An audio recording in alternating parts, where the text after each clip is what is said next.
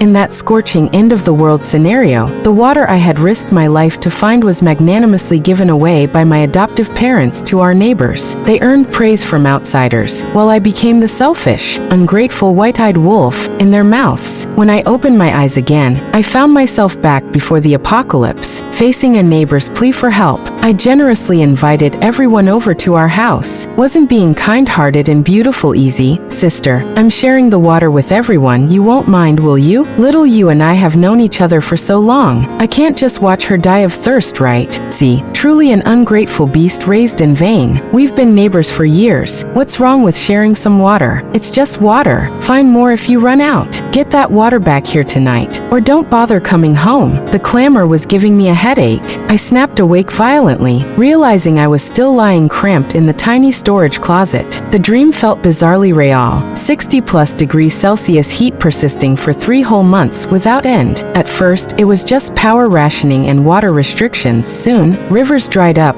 groundwater reserves vanished, and society ground to a halt. To survive, humans had to venture out desperately searching for drinking water. But then, the water I'd fought so hard to secure ended up entirely gifted away by my adoptive family to outsiders. In the end of that nightmare story, they sold me, for the price of 2 bottles of water, to a pervert who turned me into his daily bloodletting tool. Just thinking about those endless days and nights of torture made cold sweat break out all over my body. Every single day in that dream, enduring 50 or 60 degrees, scavenging water for them, only to be accused of selfishness for refusing to share it with others. If I was the white-eyed wolf, what did they amount to? Zhang Shufan pampered her own flesh and blood, keeping them plump and pale, while treating me, her bought daughter, with nothing but beatings and curses. Sun Jingming pretended fairness on the surface, yet ultimately kicked me out onto the street, forbidding my return until I found more water. As for Sun Jiao and Sun Hao, that sister and brother pair, the elder played the innocent angel, the younger was hopelessly love-struck. Both loved using my things to polish their own halos of goodness. I rubbed my temples. The events of the dream were too unreal, yet the relentless week-long heat wave made it impossible to ignore. Stepping out of the storage room, my gaze swept over the lottery ticket on the table. Remembering the dream, my breath caught. If memory served, the one Sun Jingming bought was merely 1 digit off the jackpot. 300 million yuan. Quickly, I snapped a photo of the ticket with my phone, then carefully placed it back exactly where it was. Walking to the lottery shop,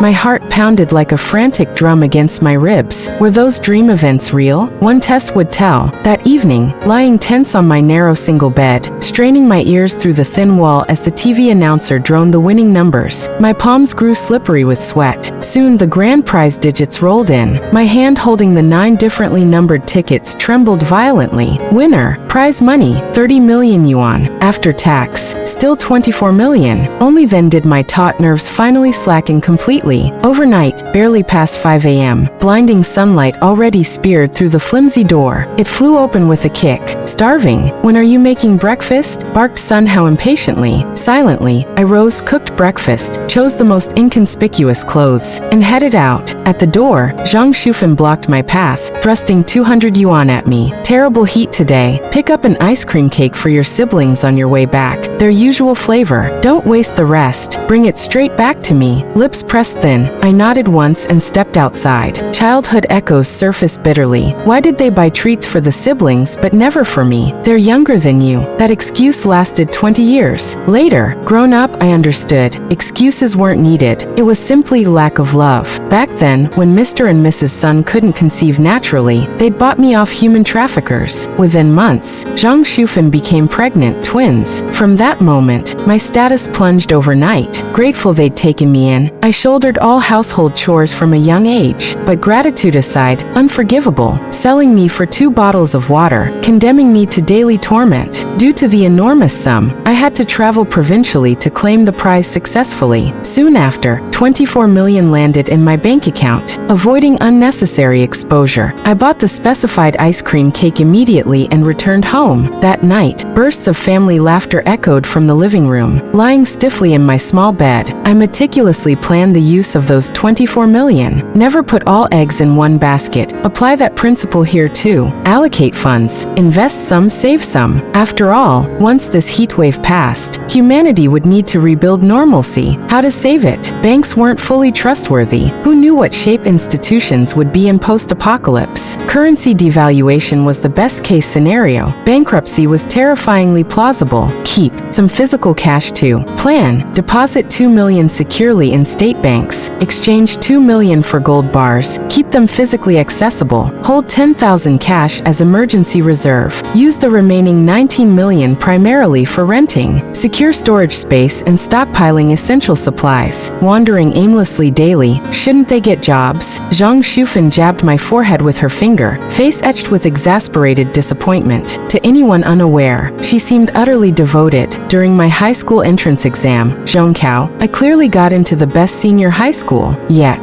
Zhang Shufan, just to secure a student registration spot for her academically hopeless son Sun Hao, sent me instead to attend the second worst ranked high school in the county. After university graduation, I originally had an opportunity to join a foreign enterprise, but fearing I might settle outside permanently, Zhang Shufan threw an absolute tantrum at the company until they forced me to quit. Now exactly as she wished, I'm stuck at home playing nursemaid to her entire family, yet she still finds fault. To avoid rousing Zhang Shufan's suspicions, I endured over an hour of her relentless complaining. The moment I stepped out the front door, I finally took a deep, relieved breath. Mr. and Mrs. Sun did raise me, a debt I've more than repaid through years of slavish labor. Miss Sun, take a look at these villas. Which style catches your eye? Let me give you a tour? My gaze landed on the last one in the row. Nestled against mountains and waters, prices dropped significantly further inward. The innermost villa, merely 50,000 yuan/month rent. Fully furnished, move-in ready. I signed a 1-year lease. Once the agent recorded my fingerprints and left, I immediately contacted a renovation crew. My initial plan was simple: apply thermal insulating paint to the walls and install solar panels. Little did I expect such a serendipitous discovery: a fallout shelter. The foreman nodded. Looks like an old civil defense bunker. The owner didn't mention it. Probably unknown to the agent too. Staring into the pitch-black opening where icy drafts swirled upwards, my expression remained neutral. Mistaking my silence for fear, he offered, "It's likely just a large cavern." Worried, "I'll accompany you down for a look." Suppressing surging excitement, I nodded. Fallout shelter? This was pure gold. A free air-conditioned chamber. I couldn't fathom the comfort of hiding here during the coming heat wave. The shelter's expansive interior spanned hundreds of square meters, touching the damp walls. Hesitation flickered across my face. Sensing it, the foreman chuckled heartily. "No worries. We'll bring dozens of sacks of quicklime later. Guaranteed level ground. Zero seepage." My eyes lit up. "Really? Absolutely. Unhappy? Your money back."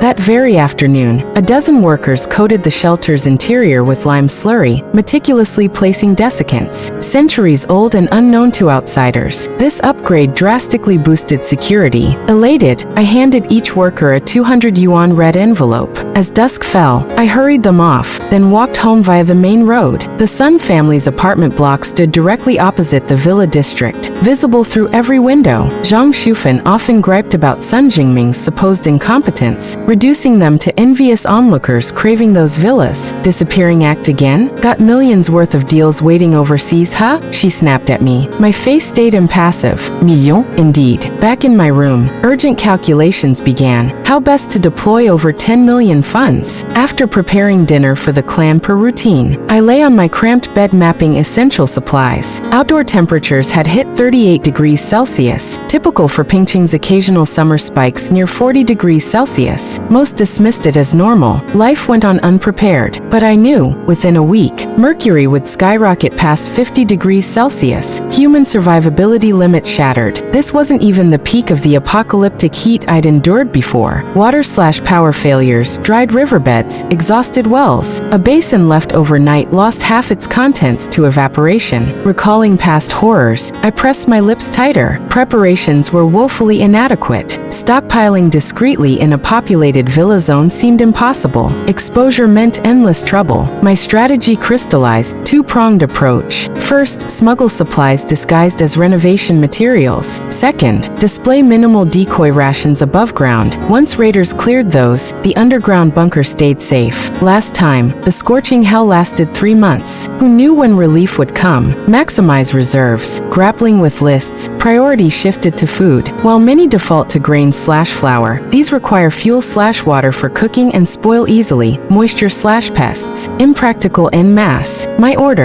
200 pounds flour, 500 pounds pre-washed rice, plus 1,000 lbs mixed grains. Added, 200 pounds each of rice noodles, vermicelli potato starch noodles, 200 sealed packs each of egg noodles, dragon beard noodles, hand-pulled noodles. Instant staples needed less deliberation. 200 cases each of instant noodles, self-heating hot pots, self-heating rice, cured ham, bread, air-dried beef, chocolate, biscuits, infant formula, goat/sheep milk powder, walnut syrup, canned 8 treasure congee, nuts, freeze-dried fruits/veggies, 10 cases per flavor, 4 ultra-long shelf life, Spam, air-dried beef jerky, compression biscuits, beef stew cans, more self-heaters, tuna cans, 10 cases each. Condiments followed. Hot pot bases, preserved meats/sausage, fresh produce, minimal quantity, hot pot balls, alcohol/soft drinks, various meats, dried vegetables, livestock minimal, others sufficient for 2 years minimum. Water logistics simpler. 200 cases of ultra-long shelf life Nongfu spring water, 50 barreled water, shorter shelf life, plus 100 large storage drums plus purification tablets. Fill municipal tap water ahead.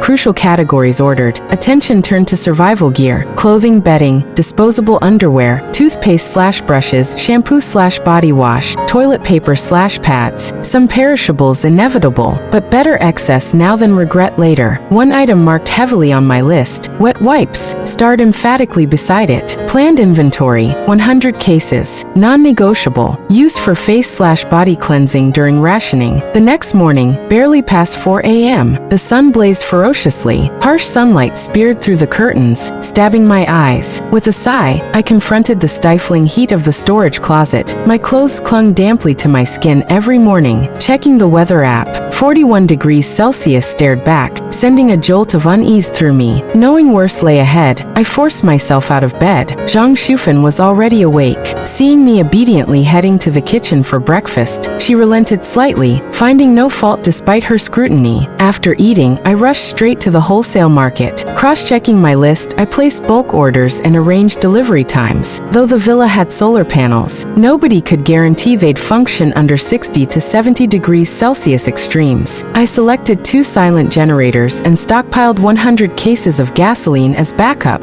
2 industrial fans, 2 compact freezers, 50 cases of portable gas stoves, fueled by propane/alcohol blocks, baseball bats, steel pipes, tang swords, retractable daggers, axes, everything for defense. At the pharmacy, I hoarded essential medicines, especially Huaxiang Zhengqi Shui, herbal anti-heat stroke drops, wind oil balm, cooling patches, 100 cases each. By afternoon, I began receiving deliveries. The fallout shelter's entrance, hidden beneath a removable section of wooden flooring near the stairwell landing, concealed by a rug, remained undetected. To avoid exposure, I had couriers leave supplies in the living room, then ferried everything down myself. Even working past midnight, I'd barely moved a fifth of the hall. My phone buzzed relentlessly. Zhang Shufan's messages demanded my return for dinner prep. Rather than face her wrath, I crafted a reply, filling in for someone at the supermarket, 200 yuan per day, back in 2 days. Her instant response surprised me. Work hard, don't waste money, save it when you return. Bathed in the cool breeze of air conditioning, I slept soundly until noon the next day. Pulling aside the curtains felt like staring into a furnace, blindingly bright. The forecast confirmed, 43 degrees Celsius, up 2 degrees from yesterday. Stepping outside,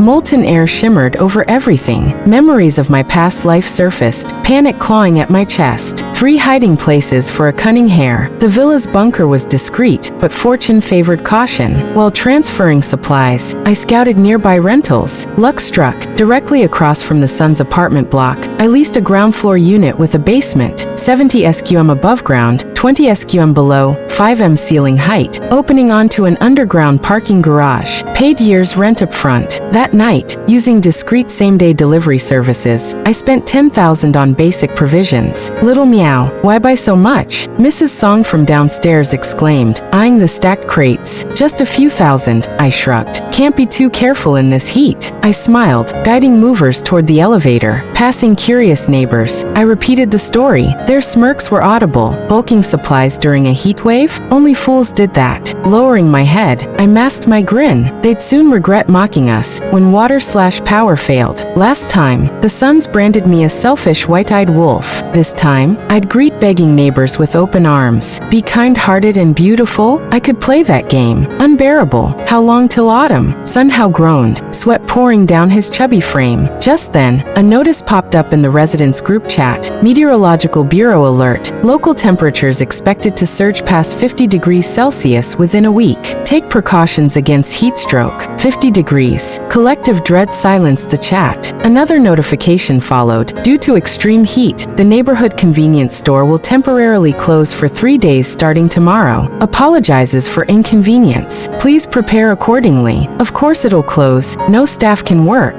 Zhang Shufan snapped. Sun Jingming gave me rare approval. Good thing Miao secured extra supplies early. Without her, his voice trailed off. Upon hearing this, I lowered my head and curled the corners of my mouth into a faint smile, saying nothing. In my past life, I'd braved 45 degrees Celsius heat to buy 2 crates of mineral water from an outside supermarket. My skin burned raw by the time I returned. Yet Sun Jingming had lectured me for selfishness, refusing to share even a drop with neighbors. Until the knife cuts your own flesh, you never feel the pain. This time, I'd stockpiled far more supplies and made sure our neighbors knew it. Would his generous facade hold? As temperatures climbed relentlessly, by 11 a.m., the mercury hit 46 degrees Celsius. The air conditioner sputtered uselessly. While cooking in the kitchen, the range hood suddenly died with a sickening hum. Heat bred irritability. Sun Hao kicked over his chair. Unbearable. Power failure in this sauna? Are they trying to kill us? Just then, an ambulance wailed below. Another heat stroke victim carted away. Sun Jingming lit a cigarette, voice tight. How many today? Third, I think. Zhang Shufan replied uncertainly. Since the blackout, the residents' group chat flooded with complaints. Someone posted a video. Under blinding sun, a young property manager collapsed mid-step,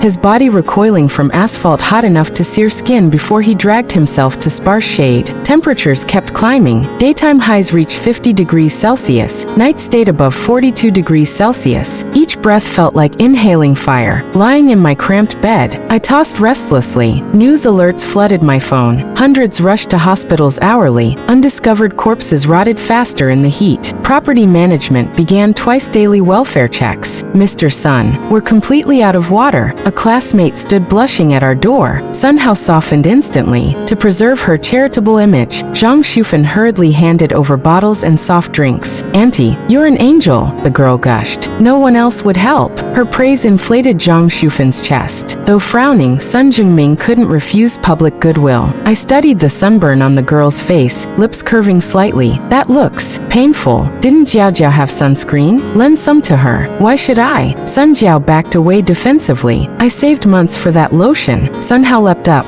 Money? We're classmates. How dare you hoard kindness? Before his tirade escalated. Further, Sun Jingming cut in coldly. How? Show respect to your sister. Reluctantly, Sun Jiao fetched the bottle, but shot me a venomous glare. That night, Zhang Shufan punished me by omitting my bread and ham slice during snack distribution. Shrugging, I locked myself in the storage room. Moments later, my phone buzzed with a security alert. Motion detected at villa entrance. Reviewing footage. 6 men in property uniforms barged in, one smirking. Between owner's absence and their stash, perfect timing. They hauled away armloads, dozens of water crates, grain sacks, household goods. Half an hour later, the living room stood empty. After they left, shadowy figures slunk through the villa, but found nothing. Watching my stolen supplies vanish, I exhaled relief. Better thieves than stalkers. Now that everyone witnessed the villa's plunder, neighborly interest would wane. Global news worsened. Earth's equatorial record hit 76 degrees Celsius. The Amazon blazed unchecked. unchecked for a week, half turned to charcoal. Domestic forecasts warned relentless heat for months. My thumb trembled over emergency contacts. In my past life, unpreparedness led to an early phone shutdown. I'd never grasped how dire things grew outside. Today's temps, 52 degrees Celsius high, 46 degrees Celsius low. How high could it spike? 60 degrees C or 70 degrees Celsius. Nausea swirled as dizziness struck.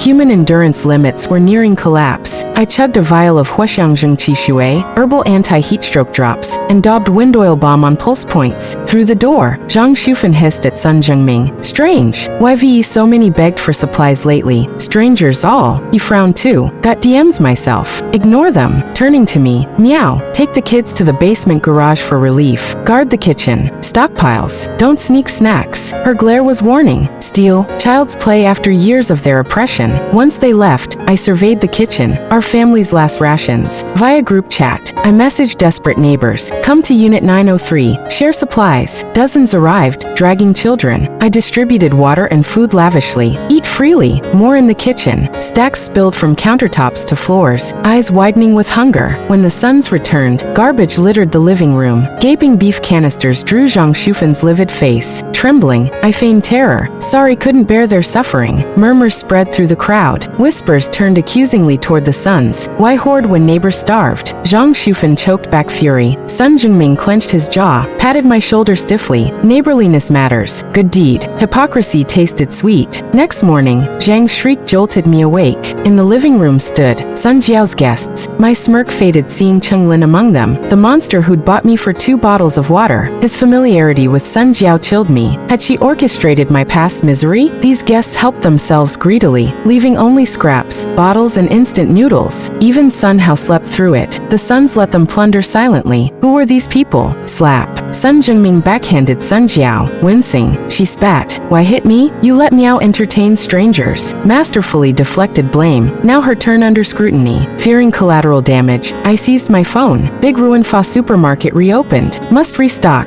Escaping before fists flew. Outside, 56 degrees Celsius scorched the air, record heat. Every breath felt like shards in my lungs. The villa was off limits. Daylight risked exposing the bunker. Home. Never again. Their revenge simmered. My escape route narrowed to thin air that I was wearing a sun hat as I walked toward the opposite building unit. Though it was only dozens of meters away, it felt like crossing thousands of mountains and rivers. Utterly grueling. By the time I finally reached the entrance of the opposite building, I was dripping with sweat, my clothes completely soaked through. Leaning against the doorframe, I staggered inside, but after taking just 2 steps, my chest tightened, breathing grew shallow, and darkness swam before my eyes. Coughing violently, I gasped for air, only to inhale scorching heat that seemed to steam from my nostrils. Just then, a nearby security door creaked open, and frigid cold water poured over my head like a bucket splash. The icy shock jolted me awake, clearing my blurred vision. Thanks, I managed. Don't mention it. The man nodded curtly before slamming the door shut. Pressing myself against the wall, I waited until my senses returned before heading toward the underground parking garage. He lived next door to me. If I went back to Unit 103 now, my residence would be exposed. The safest route was through the basement connecting to the garage, then slipping into 103 unseen. Back home, I yanked open the fridge and grabbed a bottle of chilled sparkling water, guzzling it down greedily. Only then did I feel life trickle back into my bones. Glancing down, I saw my shoe soles peeling apart from the heat. In the resident group chat, people raged, cursing this heatpocalypse for leaving no way to survive, railing at the property management's inaction, fuming over the closed neighborhood store. But all the noise amounted to nothing. Rumor had it 2 property staffers had died of heat stroke, and the survivors dared not venture out under the blazing sun. The management had effectively collapsed. Come evening, Zhang Shufan's family grew frantic, bombarding my phone with messages. Dead girl, where do you get supplies? Where are you? I smirked, replying with an emoji. You guess when my phone rang again, I silenced it repeatedly. Undeterred, she kept calling until I blocked her. Finally, she shot a final threat. You brat, stay gone forever. In my past life, such words would have terrified me. Now, my lips curled higher as I linked my phone to Sun's family surveillance feed. That high-end solar-powered microcam had cost a fortune, worth every penny to monitor their every move. Later that afternoon, more neighbors came begging for rations. Too bad our kitchen stores were gutted by Cheng Chunglin's crew. What little remained wouldn't stretch even for us, let alone charity. Watching on the monitor, I chuckled darkly as Sun Jiao and Sun Hao brawled bloodily over a single glass of water. Last lifetime, Old Man Sun and his wife had forced me into deadly supply runs, barring my return till I succeeded. This time around, how far would they go to save their precious twins? Lounging before the screen, sucking on an ice pop while a faulty AC fan whirred uselessly, I marveled at how humidity still clung thickly indoors. Daily records shattered, 45 degrees C, 49 degrees C, 53 degrees Celsius, and tempers flared alongside. One night, shadows slithered past curtains into the supermarket. Dawn revealed ransacked shelves. Word spread fast. Property guards tried intervening, got shoved aside. One tumbled onto asphalt. At 50 degrees Celsius outside, the concrete must have hit 60 degrees Celsius, 70 degrees Celsius? I shuddered, picturing skin searing instantly. My phone pinged. Zhang Shufan gloating over plundered goods. Think we'll starve without you? Look at our haul. Zooming in, I noted mineral water, bread, sausages, enough for 10 days if rationed, provided they could defend it. Midday brought a thunderous crash, glass exploding from the top-floor apartment across the courtyard. Shards rained down as superheated air gushed in, driving occupants backward. My gut clenched. Sooner or later, lower floors' windows would blow too. Time to relocate to the Villa District. Checking live feeds, its gates stood wide open, stripped bare long ago, everyone assuming nothing left worth taking.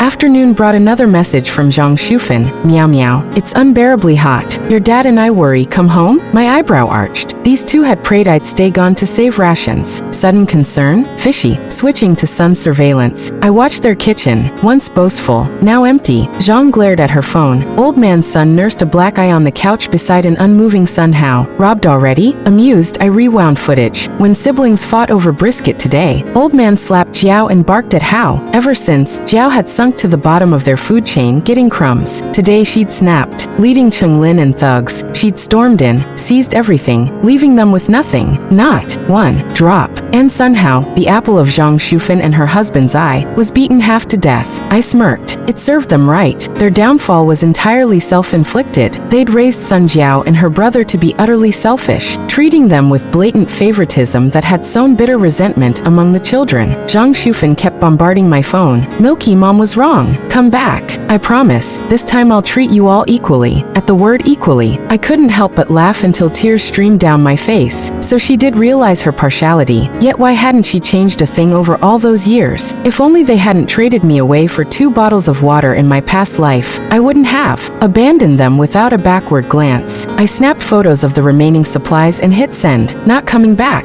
It's scorching outside. Got food and water here. Staying put. When Zhang Shufan saw the image of overflowing rations, her eyes turned crimson with greed. Old Sun, look, that ungrateful brat's holed up somewhere living the high life. Sun Jingming snatched the phone, fingers trembling as he typed. Hurry back with the supplies or don't blame us for disowning you. Return to slave away for your family again? I shot back before killing the screen. The heat intensified relentlessly. Solar panels faltered, output plummeting till even the mini fridge sputtered to a halt. The thermometer glared back at 56 degrees Celsius. Time ran out. I had to move to the basement bunker beneath the villa ASAP. Collapse from heat stroke wasn't an option. Dumping the last ice cubes from the fridge into the bathtub, I added buckets of drinking water. As the ice melted, I slid into the chilly embrace, every pore sighing relief. Zhang Shufan refused to give up. Messages piled up. Fine, don't come back. Just tell us where you are. We'll come get you. I ignored them. Around 3 p.m., a shriek echoed from the plaza. Peeking through curtain slits, I watched Sun Jingming chase a woman, Sun Jiao. Running now? Your little thugs killed my son. Die you curse. He slammed her to the ground. Her scream cut short as tender skin seared against the white-hot asphalt. My breath caught. I stumbled back.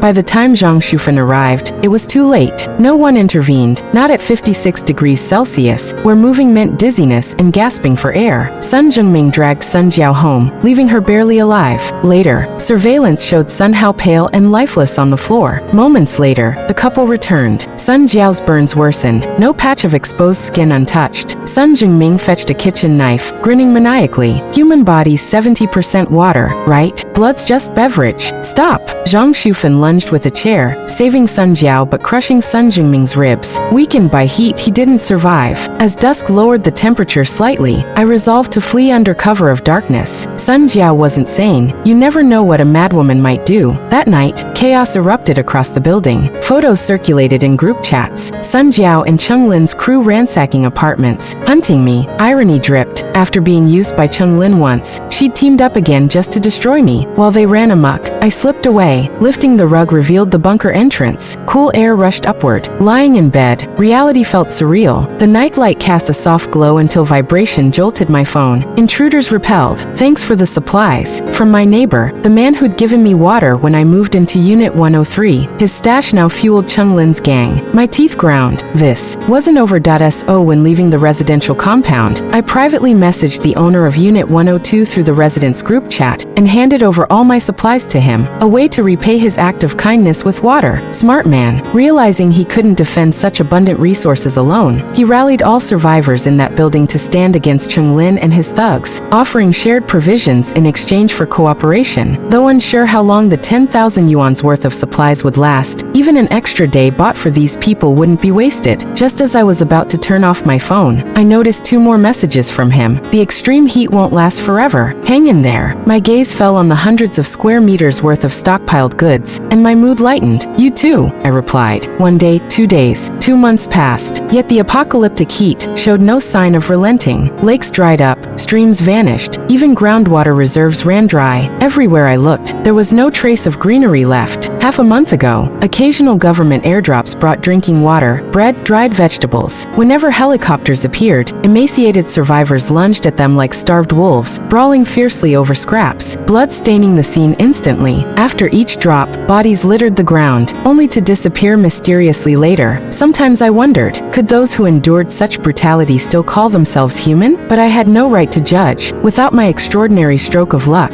my fate would have been worse than theirs. Time dragged on until half the calendar hung shredded. Suddenly, I realized 6 months had passed under unbroken scorching skies. Not a single drop of rain. Staring at motionless surveillance footage, I froze. When was the last time anyone passed by? 10 days ago? A month? Longer? At first, every approaching figure made my heart race, terrified they'd discover the bunker. Later, seeing gaunt, hollow-eyed wanderers filled me with guilt. Despite mountains of unused supplies, I dared not help, unwilling to gamble safety on humanity's unpredictability. Now, even spotting another living soul felt like a luxury. I flicked the switch. Long gone were networks. The sole window to the outside world was the shortwave radio. Through crackling static, a steady voice emerged. Survivors, per national directives, the high-temperature apocalypse base is near completion. We welcome your arrival. Days later, a faded military truck rumbled into the compound. Young soldiers in olive shirts jumped out, fiddling with speakers until amplified announcements echoed. Attention survivors! We are soldiers of National Unit 196, dispatched to escort you to the high-temperature survival base. Bring your supplies. Departure in 30 minutes. The looped broadcast drew crowds pouring from villas. Who knew so many survived here? Finally, rescue. I knew the country wouldn't abandon us. They cheered, hugging, tears streaming down malnourished faces. Hope glittered in their eyes. My own throat tightened, hesitating whether to emerge. Movement on the monitor froze me cold. Cheng Lin.